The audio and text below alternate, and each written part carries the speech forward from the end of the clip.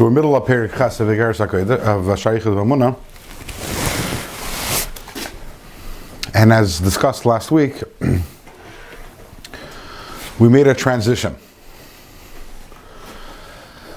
Shaar Hayichud Vehaemunah is about the Achdus of Hashem, the understanding of Hashem's unity, and within Hashem's unity there are two distinct topics. And up through Perek Zayin, we were discussing one topic that pertains to Hashem's unity, and then now in Perek Ches we're transferring and transitioning to the second topic. The first topic was we were trying to resolve how it is that all of creation does not constitute a stira, a contradiction to Hashem's unity. After all, how can we say Ein Oid Milvadeh, there's nothing other than Hashem, and Hashem is absolute oneness? Because as we've discussed many times, when we say Hashem Echad, we don't just mean that there's one God, but Hashem Echad means that there's nothing but Hashem. So that we resolved in the first 7 prakim, talking about how the world does not really independently exist. And now we're moving on to another topic, which is the unity of Hashem in and of Himself. Inasmuch that Hashem has different qualities and different descriptions and different names, so how can we say that Hashem is absolute unity? And by the way, this is a topic which has occupied the different philosophers and the Kabbalim throughout history. And the Rambam wasn't bothered much by this, because the Rambam felt that Hashem was Chachma, Hashem is Seichel. And that's all. So that's unity. And Hashem is one with His unity, and therefore there aren't many different components to play around with. And the Rambam says that whenever the Torah describes or ascribes feelings to Hashem, so those are only Dibra Torah Kalashon B'nei Adam, those are anthropomorphisms, those aren't to be understood literally, because ultimately Hashem is the essence of Hashem, is intellect. The purest and highest form of intellect is Hashem. The Maharal, in his Sefer Gvuris Hashem, he comes out Eish Lahava against the Rambam. He comes out very much vehemently opposes that which the Rambam says, and he says that Hashem is HaKadosh Baruch Hu, and Hashem is above and removed from any description whatsoever. So Chas v'Shalom to say that Hashem is intellect, Hashem is above and beyond intellect. And therefore the Maharal comes to the conclusion that Hashem is an entity which is removed from any definition, above and beyond all the definitions that are ascribed to Hashem in the Torah, and all of these descriptions are creations of Hashem. Hashem created Chachma, and then He uses it. Hashem created Chesed, and He uses it, etc. So once again, we don't have an issue of the unity of Hashem, because if all of these different descriptions and all of these different qualities are only creations of Hashem, so then we already spent the first 7 chapters of Shaar Hayichud Vehaemunah explaining why Hashem's creations do not constitute a contradiction to His unity. So whether you're looking from the perspective of the Rambam or the perspective of the Maharal, either way, Hashem's unity remains intact. The Alter Rebbe, and a theme which actually recurs several times in Likutei Amarim, the Alter Rebbe makes reference to it. B'derech Kol, he does it in different Hagoyos in Likutei Amarim, starting with one in Perek Beis right in the beginning. The Alter Rebbe decides he's going to tanzaf bei the chasanas, and he reconciles, a very big chiddush, he reconciles the Maharal and the Rambam, and he says they're both correct. As the famous joke goes, about the Rav who's doing marriage counseling, and the guy goes and he says the whole thing, all his complaints on his wife, and the Rav says, "You're right." And then the wife goes and unloads on her husband, and the Rav says, "You're right." And then the Rav's wife, the Rebbetzin, comes to the Rav and says, "How can they possibly both be right?" And the Rav tells his wife, "You're right." So the Maharal and the Rambam, they disagree very much with each other. I mean, Maharal disagrees with the Rambam. The Rambam doesn't obviously address the Maharal. But the Rambam says they're both correct, and Seven Tzach V'Meret, the most famous words in Chassidus. Seven Tzach V'Meret, it depends, everything's relative, and it depends where you're talking. Higher than the world of Atzilus in what we call the Ein Sof itself. So over there, Hashem is above and removed and beyond any definition and any description and any quality. And over there, we can't say about Hashem Chachma or Chesed or anything of that sort, because Hashem is removed from all of that. However, as Hashem enters the world of Atzilus and expresses himself in the world of Atzilus, Hashem himself absolutely, he becomes one with the spheres. They're not creations. Hashem expresses himself via them, and they are part of Elokus. They are, in the words of Kabbalah, Hashem absolutely becomes one and united with and expresses himself through the Midas, to the extent that we say that Hashem is a Rahman and Hashem is a Chassid and Hashem is a Chacham, and we're talking about not a creation of Hashem, but Hashem himself. As Hashem manifests himself in the world of Atzilus, he is a Chacham and a Novain and a Chassid and a Gibar and a Noira and all these things. So therefore, the Rambam is correct. In the world of Atzilus, Hashem is absolutely Chachma. And higher than Atzilus, the Maharal is correct, and that Hashem can't be described with any description whatsoever. So while the Alter Rebbe resolves this conflict between the Maharal and the Rambam, but ultimately what the Rambam, now suddenly we have an issue with Hashem's Achdus, an issue which didn't affect not the Rambam and not the Maharal. We have a new issue. Why? Because the Rambam felt Hashem is Chachma. Beautiful, okay. So that's one attribute. The Maharal felt that no, all the attributes are creations. So once again, we don't have an issue with Hashem's Achdus. But now the Alter Rebbe is saying, no, Hashem, he actually unites with Chachman, with Bina, and with Das, which no one says, not the Maharal and not the Rambam. That's the Chiddush of the Alter Rebbe. Because the Rambam only talks about Chachma. The Maharal says all of these are creations. Here the Alter Rebbe says Hashem is one with Chachma and Bina and Das and Chesed and Gvura and Ratzon, all these different things. So now the Alter Rebbe created for himself a problem, which is, how does this impact Hashem's Achdus if Hashem expresses himself? Literally, he is expressed in all these different ways. And last week, so we learned the Alter Rebbe says, the Alter Rebbe applied, although the Alter Rebbe doesn't fully agree with the Rambam as mentioned, but the Alter Rebbe applies the Rambam's logic over here. The Rambam is the one who says, trying to understand Hashem is a foolish endeavor. And therefore, by a human being, in our frame of reference, if you were a single person and we have multiple components to us, that impacts our Achdus. Then we are not a single, entity, rather we're a hybrid. Every one of us is a hybrid. We have Chachma, Bina, Das, and all these things. And we only understand things from our frame of reference, but by Hashem,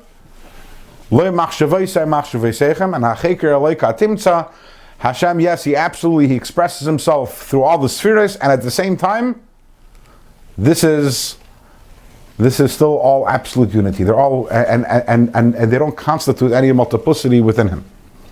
And later on, the Alter Rebbe is going to say, that's why in Kabbalah, the spheres are known as Raza de Vehaemunah, which means the secret of Emunah. Because how it is that Hashem can express himself through multiple spheres, and nevertheless be Hashem Echad, that's a Raza, that's a secret, and it requires Vehaemunah, requires Emunah on our sort, because it's not something we can grasp intellectually. And Alter Rebbe says again, why can't we grasp it intellectually? Because it's beyond our frame of reference, beyond our experience and beyond our frame of reality. So to further explain this point and to further bring out how distant and removed Hashem is from our frame of reality, for the next half of Perek, the Alter Rebbe actually will explore our reality. What is the human reality like? And then in the next Perek, in Perek Tes, the Alter Rebbe is going to contrast that with the reality as it is by Hashem, and we get to see how different our realities are. And once we get that, then we understand really all our questions kind of fade away, because we're not living in the same place. We're not coming from the same place, nowhere near the same place, and therefore these questions fade away. So once again, now we're going to talk about our frame of reality, our experience. And we're going to start from, the word is ki, it's the first word in the line. 7 lines from the top of page 170, ki hamayla. Can I ask you a quick question? Sure. In all this, we're implying that it's necessary to understand Hashem in order to know Hashem. But what you just said indicates that knowing comes first, and then understanding perhaps later. Can you define, please, the difference between knowing and understanding? Because to me, it's the same thing. Emunah is knowing. Understanding. No, Emunah is believing. Emunah is believing. Right, that's a choice. The knowledge of Hashem comes from that, no? Isn't that what you effectively just said? In other words, this idea of understanding something, grasping it intellectually, as the Rambam places, isn't that part of the problem? I'm not sure exactly what you're asking, but in generally speaking, there are two separate things. There's knowledge of Hashem, there's belief in Hashem, both are necessary. Because on whichever level you may be, you can understand Hashem to a certain extent, and after that you need to believe, because our understanding is limited. And regardless of that, that makes no difference whether you are, what's your name? Yoni. Dovi? Yoni. Whether you're Yoni or whether you're Moshe Rabbeinu. At the end of the day, the human being is limited, and therefore we need to have both of Yadata Hayom. Yadata Hayom implies understanding, but there's a mitzvah of Emunah, of Hamanas Alakus, believing in Hashem, and that's as much as I understanding that Hashem is infinitely higher than anything that I can grasp. That's the general approach. Okay. In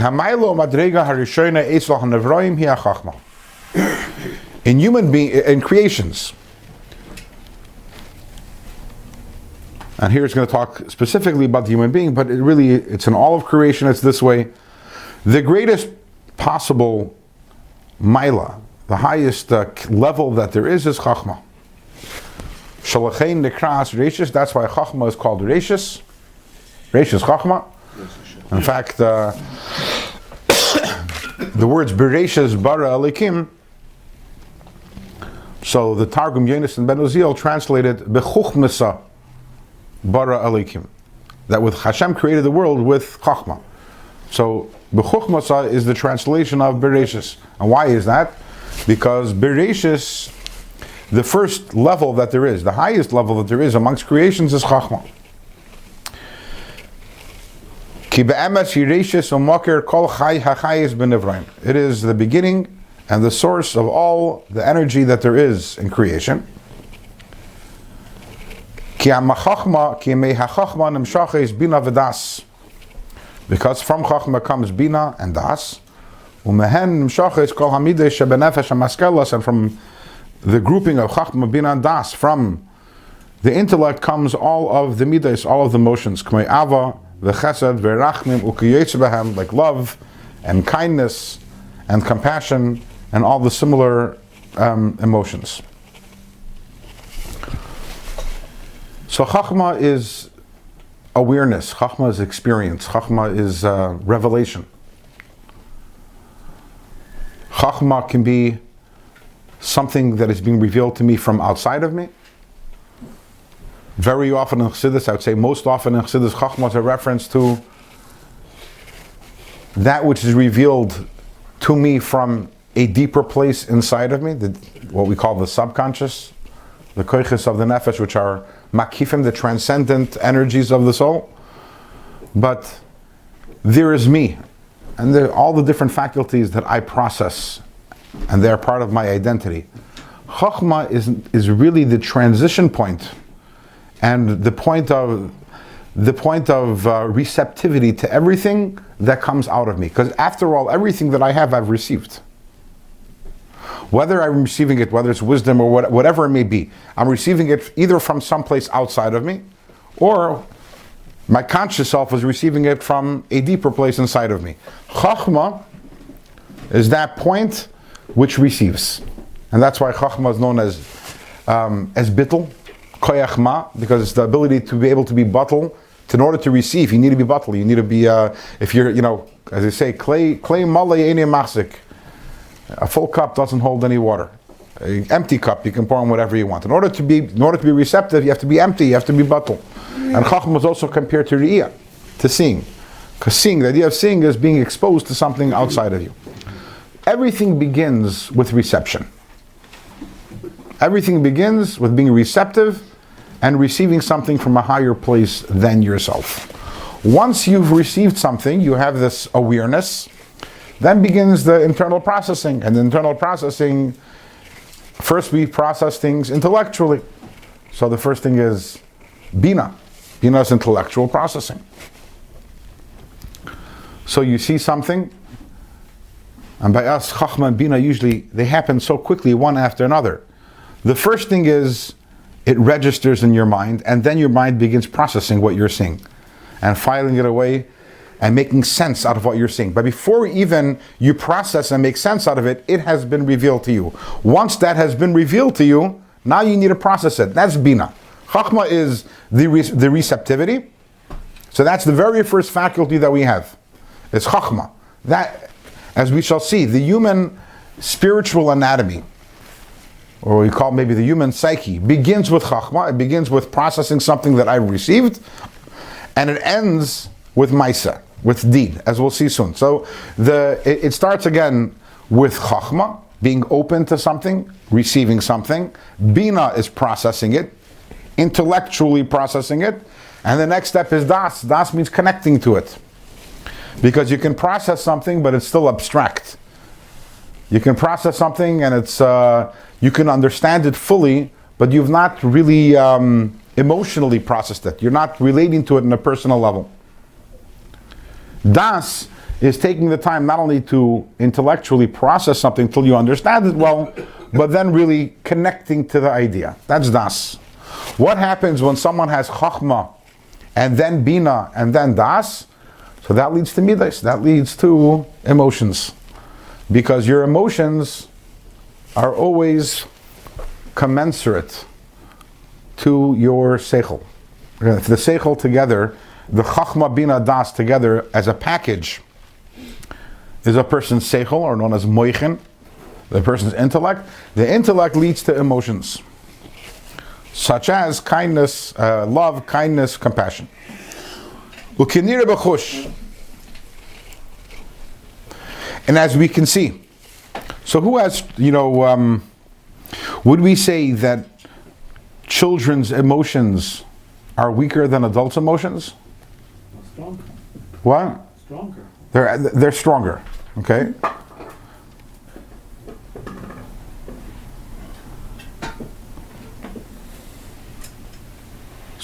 But they're also different. In which way are they different? They might be stronger. They're more primal. Or more impulsive, you might want to say. Okay? And they're more unbridled. Why is that? As he says, as we see, Shahakatan she'ein beidas. A child still does not have developed intellect. Hu bekas tamid. Kids are always angry. They're tantrumy. They're prone to moodiness, and they're upset. And why is that? Because every small thing gets them upset. And when you're an adult, you learn to weather the waves, and that's such a big deal. When you're a child, you get angry very often. V'achzari, children are mean. I know the Alter Rebbe is painting here a picture. It's not what we usually. Children are so sweet and so beautiful and so cute, but the fact is that if you're doubting what Alter Rebbe is saying that children, achzari means mean or cruel, go to a 3-year-old and ask them to share their lollipop and come back and report on the results next week. Children don't naturally consider other people's feelings, and as a rule, children are very self-centered.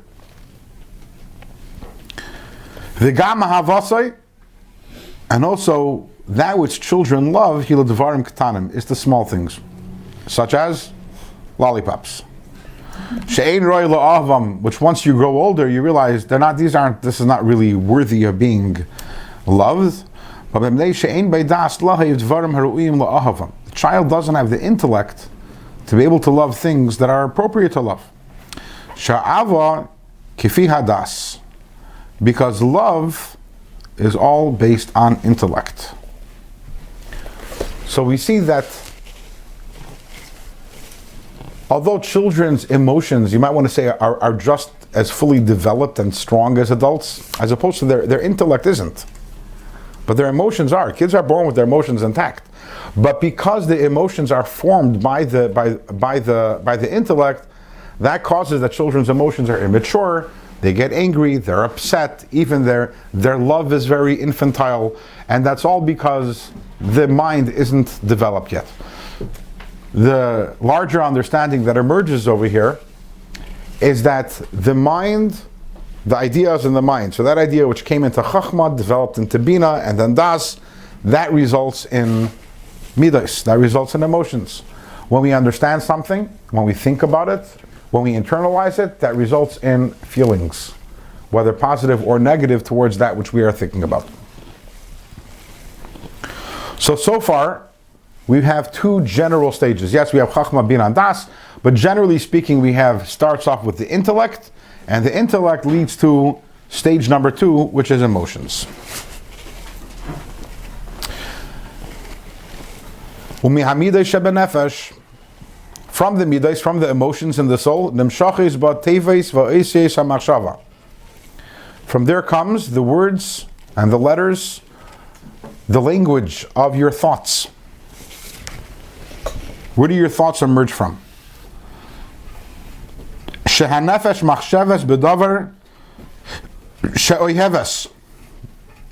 When you're thinking, what do you think about? You think about something that you like. Or how to act upon a kindness that you're feeling, or compassion that you're feeling. And the same thing as all the other emotions. In other words, every thought is sourced in a certain midah. So when you're thinking something, and you have thoughts going through your head, the words that are going through your head, those are sourced in midas. And every single thought in this world, there is some sort of midah, some sort of emotion that's causing you to think this thought. This emotion, it constitutes the life of this thought. This is a topic actually we discussed, for those of you who remember, in the beginning of Perek Chav Ches and Tanya. Any time that you're thinking, it's rooted in some sort of emotion. You're walking in the street and your mind seems to be blank, but there's no such thing as a blank mind. Machshava mishetetas tamid, the person's thought is constantly engaged, constantly activated. What are you thinking about? What are the thoughts that fall into your mind? If you'll examine any of those thoughts that fall into your mind, all of them are based on an emotion. You're either thinking about something that you enjoy and that you like, something that makes you feel good, or the other option is you're thinking about something which you don't like, which you're fearful of, something which you're anxious about or stressed, or was causing you stress. All of those are emotions. Every thought that is in a person's mind is sourced in the emotions. So that was level number 3. So we started off with seichel, intellect. We moved on to midas, which is emotions. Intellect leads to emotions. Emotions leads to thought. Anyone here is confused about thought versus intellect, or you're all familiar with the difference between them? Well, I don't understand. Intellect and intellect leads to emotions, which leads to thought. Intellect and thought in Chassidus are two completely different things. Intellect is the highest faculty of the soul, and thought is a garment of the soul. How could you have intellect without thought? I didn't say you could, but even if they go together, they're still two distinct things. How do you? Reuven, do me a favor. Forget it. Okay, close your eyes. I want you to think something for me. I'm going to tell you what to think. You listen to me? Okay. I want you to think now that 2 + 2 = 5. Done? Yeah. Was that machshava? Was that thought? What you just experienced, was that machshava? Machshava, yeah. Was it seichel? No. Okay, there we go. Let me ask you, how often in the day when you're thinking, are your machshava really seichel? Not too much. Okay, seichel is an intellectual idea. 2 + 2 = 4 is seichel. Very simplistic, obviously, and very basic and fundamental. Seichel is the idea of using the mind to analyze and to process and to understand things. That's what seichel is. Machshava is just the thoughts that are running through your head. And for many people, many of their thoughts have nothing to do with seichel. Machshava it might be antithetical to seichel. It might be 2 + 2 = 5. Okay, so the seichel, which is the ideas, my conceptions, my awarenesses, my perceptions, and my understandings, that's something real. That's what leads to my midas. My midas leads to all that stuff that's going on in between my two ears. And we're not talking about seichel, we're just talking about the thoughts that we have. The thoughts that we have are rooted in midas. Seichel has to be emes? To you, it has to be emes. Well, if 2 and 2 is 5 is my emes. Then it's your messed up seichel, correct. But I was telling it specifically to him. Because it's not emes. Yeah, but it doesn't have, in other words, MS first of all is subjective. I'm saying I could think one thing, I can have one seichel and you can have another. Beis Shammai and Beis Hillel both had seichel and they led to different conclusions. Seichel is you using your mind to analyze and to probe. Chachma, bina. Now, it's possible that your chachma bina is a little, I don't mean this to you, I'm not talking to you as you, that a person's chachma or bina is messed up and they're going to arrive at wrong conclusions. And a person might arrive at 2 + 2 = 5. So the conclusion might be wrong, but the processes that was going on in the brain that led them to a wrong conclusion is still chachma and bina. Whereas machshava is just thoughts that are going through your head that are not, you're not even exercising your chachma bina. When he said 2 + 2 = 5, he knew that he was thinking that, he knew it wasn't true. It's possible because you can think thoughts that have no basis in your own mind. I'm not talking about, they have no basis in MS, they have no basis, they're not even your conclusions. Television. Stop what? I said television. Yeah, stop. Speaking this, we think shtusim all the time. That's nothing to do with seichel, but it's machshava. And machshava comes from midas. What do we think about? What preoccupies? In other words, yes, I could sit down and learn a sefer, and then my machshava will be preoccupied with my seichel. But almost all the time, when I'm thinking stamazai, my thoughts are a product of a feeling that I have. It doesn't have to be an active feeling. It's not that I'm running around dancing from joy, or that I'm trembling from fear. There are a lot of feelings that we have that are much more subtle than that. So a person is walking in the street and suddenly he's thinking about sports. Why is he thinking about sports? Because he enjoys sports. It makes him feel good. And that's why he's thinking about it. Now again, he's not dancing and he's not, but these are all sourced in feelings. I said we spoke about it earlier on a Perek Chavches. There the Alter Rebbe brings down a concept which the Alter Rebbe says is avodah for tzaddikim. It's not for the average person, but there was something called halas hamides. Halas hamides means that let's say that you have a thought during davening, and it's an inappropriate thought. It could be whether it's inappropriate per se, or whether it's inappropriate for davening. So there's an avodah, which is again for holy people, which is called halas hamides. We're in to examine where did this thought come from, which midah did this come from, and then I'm going to redirect that midah to kedusha instead of wasting the energy. Because every time you're thinking, really, there's energy from the midah. There's energy from a certain emotion over here. When you push away the thought, so you're wasting that energy. How about instead rechanneling that? So if that midah, let's say, if I realize it comes from love, I'm going to rechannel that energy to a love for Hashem. We spoke about it in the beginning of Perek Chavches. It's not the topic of conversation, but there's a certain understanding in Kabbalah that thoughts emerge from the feelings, and again, that's something which is, we know that in our daily reality. We think about that which we feel about. Yeah, and by the way, the more intensely your feelings, if you're really, really emotional about something, you won't be able to get those thoughts out of your head. You'll push it away, 2 seconds later it'll come back. If the emotion is less intense, so it's easier to push away. It'll come back only in 2 hours. But thought, there's a direct passageway between emotions, and you can understand something profound, but you won't be thinking about it unless it left an emotional impact on you. Yes?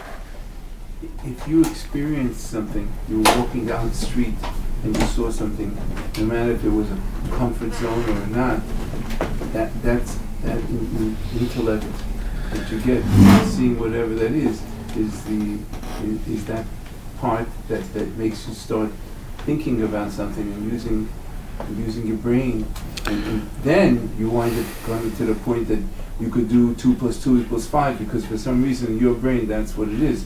Somebody who's losing their mind, an older person, and they start talking, they go to some kind of a comfort zone in their brain that's where they feel comfort, and there's some inner feeling that they know that there's something wrong, but that's where they are because that's what their comfort zone is. Right. Where does that come within the shtalshalis? I'm not sure. It's a good question. Think about it. If I have strong feelings Is this on it, I have to process the question. Wait 40 years. It's a shaykh to control your meters and to get the right machshavas. You're saying you want to rechannel it, so maybe you want to control To an the extent. Well, we'll talk about that in Mir Hashem later on in today's class. Okay? meters. What? In today's a little later today we'll talk about that. Oh, I thought maybe tomorrow. No, tomorrow we won't talk about it. He won't be here. So we had Seichel. Seichel leads to Midas. Midas leads to Machshava. What's the next step? Umo'etzias HaMachshava. 7 lines from the bottom. First word on the line. Umo'etzias HaMachshava Nemshachis Oisias HaDibur.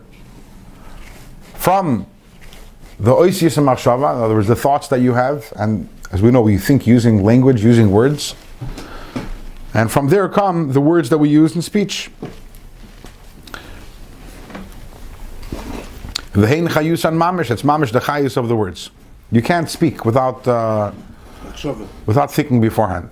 In other words, the words that emerge from your mouth were first in your mind. Although by some people it seems very much not that way. But that's the mitzias. The mitzias is that the words that come out of your mouth, they were earlier on in your brain. Now sometimes you can have sometimes what's called muscle memory. What does that mean?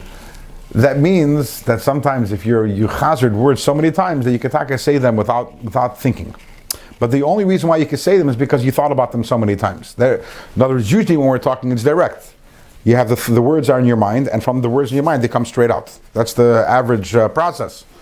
But sometimes, so let's say for example, seriously, if a person is sleep talking, or sometimes even let's say a Baal Korah, who's read a certain parsha many times, you come up, boom. But that's muscle memory. At the end of the day, every word that you utters was in your mind. So was it? Usually it's right now, and if not, it was there a long time ago. But words, the Oisias HaDibur originated, they come from the Oisias HaMachshava.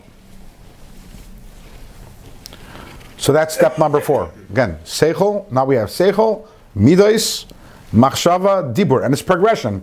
One leads to another. Seichel creates and leads to Midas, Midas leads to and creates Midas, Machshava leads to and creates Dibur.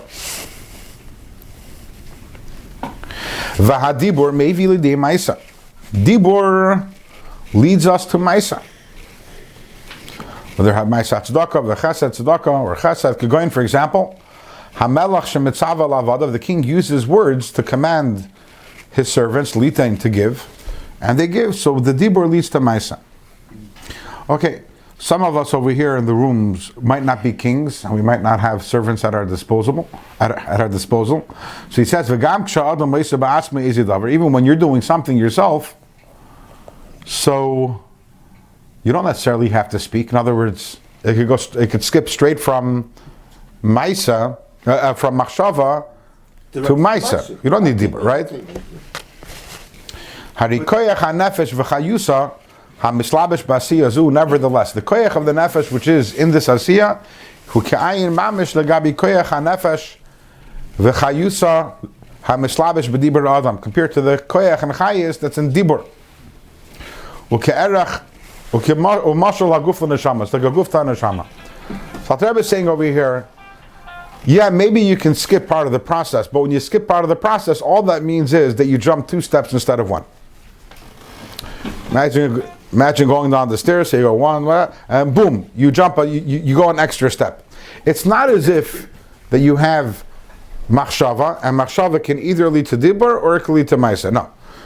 It's either machshava leads to dibur and dibur leads to maisa, or alternatively machshava can lead to maisa. But either, if you go straight to maisa, all you're doing is skipping a step. Meaning what? What is machshava? This goes back a little to what someone asked before about, I think you asked it, whether can you have seichel without machshava? Someone here asked, it was not, I think it was, what's your name? Okay. What's your name? Me? Yeah. Mayor. Meir, were you the one who asked if you can have seichel without machshava? Someone asked it. Okay. Al kapana, machnishtais. What is machshava? Machshava really, who you are is seichel and midas.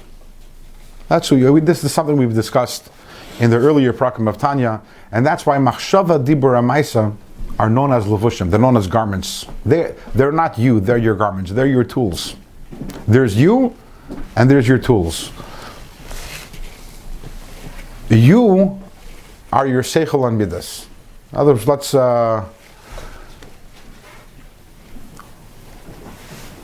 there's a story. The Rebbe Reb Zusha, who I believe his yard site was this week. Base. What? Base. Okay.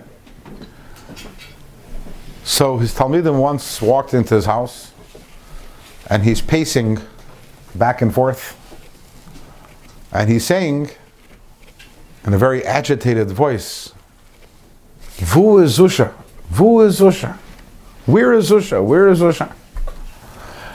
I think most people would have thought the person, would have called a psychiatric unit to come and, but they knew him. They knew the Rebbe, that he was prone to doing things in a different way. And when he finished, they went and they asked him with a lot of respect. They said, "Rebbe, what do you mean, where's Zusha? You're right here." And he said, one day you're going to walk into the house over here, and I'm going to be dead. I'm going to be lying on the floor.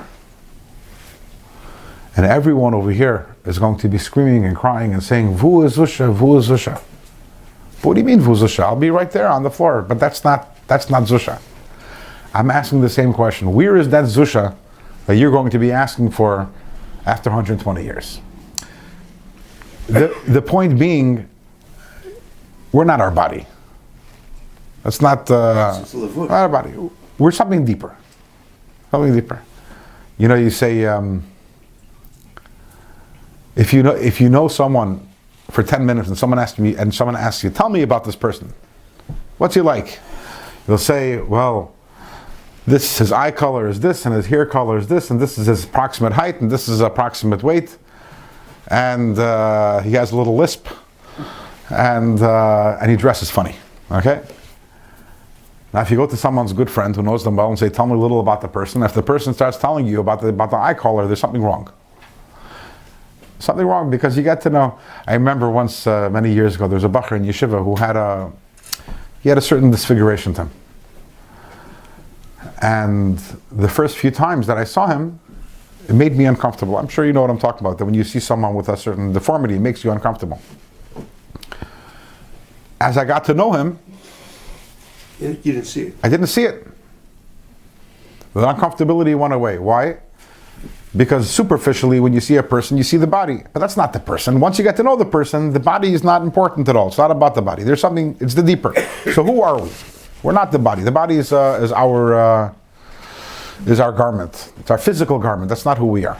In fact, when the neshama leaves, we take the body, we bury it. That's not, it's how, the body, we express ourselves through our body. But who are we? So who are we? We are, what makes me unique is my thoughts, my understanding, my awareness, my perceptions, my opinions, and my feelings.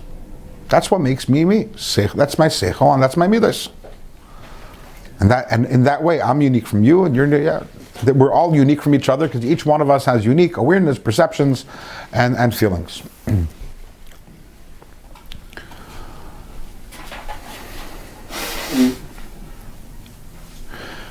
And then our neshamas have spiritual tools. There's who we are. Who we are is the seichel and midas, but our neshamas have spiritual tools. What are those tools? So there are three tools: machshava, dibur, and maisa. Let's talk about dibur and maisa first, because they're the easier ones. Dibur is, if I want to express myself to another, I speak, I communicate. But if I was never be able to communicate, would I not be me? Would I be a different human? Would I be essentially different? No. It's just a lack of communication. It's a way of me expressing myself. There's nothing new is added to me by me speaking. It's just me expressing myself. Maisa is my ability to act upon my opinions, thoughts, and feelings. But again, if I feel love, so I'll act upon the love. I'll go buy flowers or do something else. So Dibur and Maisa, thought and action are the tools of who I am. I express my thoughts and feelings, not my thoughts, I express my ideas, understandings, opinions, and feelings in speech, and I express them in action. What is machshava? What is thought? Thought is me expressing myself to myself. Think about it. When you have a feeling, and then you think about it, about that feeling that you have. The thought and the feeling are two different things. Feelings in the heart, thoughts in the mind. What's happening when you think right now about the feeling?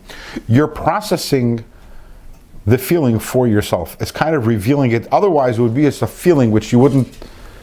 Your thought is your ability to reveal yourself to yourself. And intellectually, it's a little more difficult to understand, it's a little more subtle. But when you come up with an intellectual idea, the words you use when you think are allowing you to process the idea that you have, which is essentially not about the words that you're thinking. The thought, the idea that you have transcends words. It's an intellectual idea, but it's a concept. But how do I relate to the concept which I myself understand? I reveal myself through thought. So thought is revealing myself to myself. Speech is revealing myself to others. But ultimately, when I speak, I'm only revealing myself to another human being. I can't reveal myself to a table through speaking. So therefore, when I speak, I'm lowering myself to someone else, even if that person isn't lower than me. Whenever you want to communicate something to someone else, the idea is, the feeling and the thought and idea is always being somewhat filtered in order to be able to give it over to someone else. But ultimately, it's someone on my level. Maisa is me lowering myself to the level of the physical. So my soul has three garments: the ability to reveal myself to myself, the ability to reveal myself to a fellow human being, and the ability to reveal myself even in a different world, so to say, outside of the world of humanity. So in generally speaking, it's progression, machshava to dibur to maisa. But let's say I go straight from machshava to maisa. All that means is I jump two steps at once. Because ultimately, if machshava is here, dibur is here, for me to lower myself to maisa is much lower. So whether or not I go through dibur or not, it's not as if machshava is here and dibur is here and maisa is here. Maisa is a much lower, and that's what the Rebbe is saying over here. At the end of the day, the koyach of the nefesh and the chayis, the energy of the soul that goes into Maisa is so much lower than the energy that goes into dibur. Maisa is so much lower than dibur. Yes? There's another capacity on a spiritual level, which is to intensify an emotion. Like what you said before about thinking a thought or expressing to yourself via your thoughts. One of the things you're doing when you're thinking about your emotion is you're intensifying it. That doesn't need to be expressed necessarily through words or action. A person can choose their spiritual capacity to intensify a capacity, a thought, or let's say, in the case of chachma, of ahava or chesed, loving kindness, the ability to intensify loving kindness doesn't necessarily require expression or action. A person can intensify those feelings and that capacity just by dwelling in it. And I would argue even more than that. Yes, you intensify your feeling by thinking about it a lot, which is why we should, in other words, if we have a negative feeling, don't think about it too much. We intensify it even more when we talk about it. In other words, when you have an emotion and you speak about it, as you're speaking about it, you're getting worked up, right? Or that's to the negative, but also to the positive. If you're speaking, you ever saw someone by a levaya, and as they're speaking, they're getting more and more emotional. These are thoughts that they've been thinking the whole time, but there's a certain quality to speaking that also intensifies the emotion and also action. And that is because the neshama, it works both ways, really. There is, usually, it goes downwards. In other words, chachma, bina, das, temidas, to machshav, dibur, maisa. But because everything is close to each other, it also works the other way around also. Yeah. But the Alter Rebbe used to roll on the floor, yes? Where was that? That's midas. That was Midas? That's midas, his spiros, right? Yeah. And that would intensify his other... That I don't know. But that was definitely an expression of the Rebbe's midas, yes. V'chein, last line over here, page 170. V'chein, and also erech eishis hadibur leishis machshava. Just as we mentioned, how much lower as Maisa is than Dibur, the same thing is Dibur is so much lower than Machshava, because again, Dibur means going out of yourself to another human being, whereas Machshava is remaining within yourself. So it's your neshama is much less filtered over there. It's much more pure you. And as we know, trying to give over your thoughts and speech is very tricky. You can't convey, because Dibur is much more limited than Machshava. V'chein erech eitzis ha-machshava limidos lemhus hamida hamlubashes ba. The same thing is, you can't compare a machshava, a thought, to the emotion that's invested in it. Umachaya is and gives it life. Feelings are much more powerful than the thoughts. The thoughts can only process a certain amount of a feeling, but ultimately the feelings are much more powerful than that. And obviously, we're talking about emotions relative to the intellect. Together, together they constitute the seichel. From which comes this midah. So what we have over here is 5 distinct levels: seichel, midas, machshava, dibur, maisa. All this is the way it is in the human being. And the souls of all creations, in all the worlds, the higher worlds, the lower worlds, in every single creation and every single world, everything begins with chachma. So this is our reality. Our spiritual reality begins with chachma and it ends with maisa. There's nothing higher than chachma in our reality, in our conscious reality. There's nothing lower than maisa. So think about it. You have a great wise scholar, a genius, who's busy developing the highest, and then you have Maisa. Maisa is picking up the watch. But ultimately, picking up the watch comes from Chachma. In other words, it's why did I pick up my watch? Because I was thinking about it, and I was thinking about it because of a certain feeling that I had. And my feeling came because of my perception. So ultimately, our entire spiritual anatomy is made up of what's called a hishtalshlus. It's made up of evolution, which begins with chachma, and it stretches down all the way until Maisa. That is our reality. And Mir Hashem, and next Perek, we're going to talk about how distant our reality is from the way it is by Hashem. But we're not finished. I mean, we're finished the Perek, but.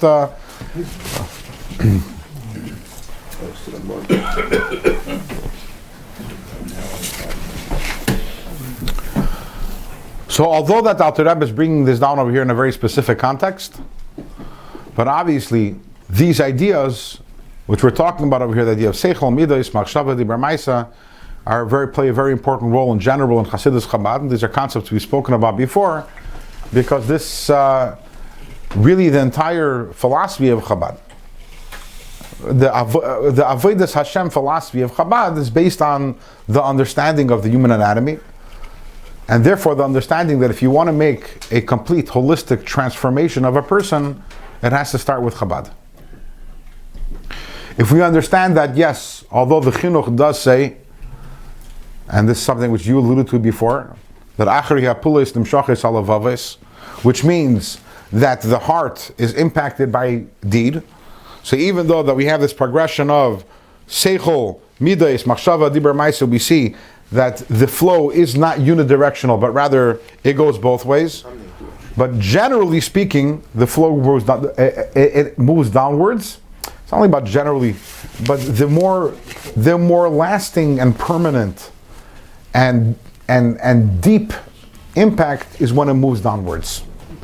When it moves upwards, it's a less permanent change.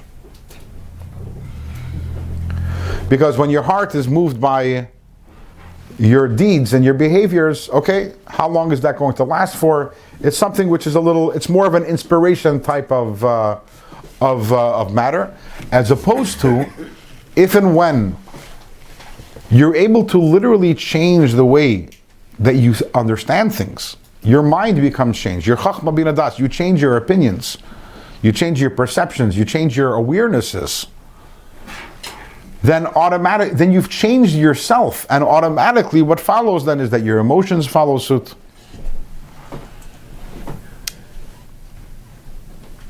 In other words, let's say there's someone I don't like. So I have to have obviously soul to that person. So there are two ways to go about it. One way to go about it is, I'm going to be nice to the guy. And by the way, these two ways aren't contradictory. We should be doing both of them. It's not, but saying one way is that the entirety of my approach is, I'm going to go and I'm going to compliment the person, and I'm going to help the person, and I'm going to give the person gifts. And eventually my heart will somewhat be moved. And yeah, my heart will be somewhat changed, but it won't be completely changed. It starts from mice. You're going from mice upwards. Yeah. What if I'm able to change my mind about the person? What if suddenly I look at the person and I think he's a wonderful man? Wonderful, valuable, precious, kind, amazing. Then the change in emotion that happens is natural, and it lasts as long as I last. Because I've changed. When you're changing your mind, you're changing your heart, and that's when the Chachma bin Adas kick in automatically. And once we create a change in emotions, what's the next thing that's going to happen? Thoughts and actions. Well, our thoughts are next, and that's automatic. If you start loving Hashem, you start loving Torah, you start loving mitzvahs, the automatic is your thoughts follow suit. Once you change your thoughts, where do our words come from? Our dibur comes from our thoughts, and our maisa. It's the easier way. Changing yourself is the easier way. It's not only but easier. And by the way, when I say easier, emphasis on the because it's not, obviously changing yourself is a process and it's not easy. But it's the most effective way, in as much as what you're doing is changing the totality of who you are, as opposed to overriding certain systems at certain times. Now, the beginning of our avodah is definitely, we start with overriding the system. Okay, I'm just going to do the right thing. It doesn't make sense. I don't like it. I don't understand it. Just do it. And that's actually alluded to in this week's parsha. In this week's parsha, we have the Yidden going out of Mitzrayim, and we're given the mitzvah of Sheishas Yamim Toichal Matzah, of eating matzah. And we know the halacha with the matzah is that matzah has to be what's called lechem oini. Lechem oini. It says it later on in Parshas Re'eh, Ki b'chipasan yasasan meretz Mitzrayim, and therefore we have to have Shivas Yamim Toichal Matzah, the Pasuk is lechem oini. What does lechem oini mean?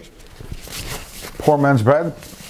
So there's something called, in halacha, there's something called matzah ashira. Matzah ashira is egg matzah, or is any matzah that's made with liquids other than water. Okay, so we know that Ashkenazim don't eat matzah ashira on Pesach at all, and Sfardim do eat matzah ashira on Pesach, but even Sfardim who eat matzah ashira on Pesach, you're not yotze the mitzvah. Not yotze the mitzvah of matzah, because in order to be yotze the mitzvah of matzah, it has to be hey lachma anya. It has to be lechem oini. What is the significance of that? The significance of that is that lechem matzah ashira represents a service of Hashem which is filled with seichel and filled with midas. It's a tasty service of Hashem. I have a geschmack. I enjoy it because it makes sense to me, and my feelings are over there also. And what's interesting about matzah ashira is that matzah ashira can't become chametz. Period. Because mei peiros aren't machmitz.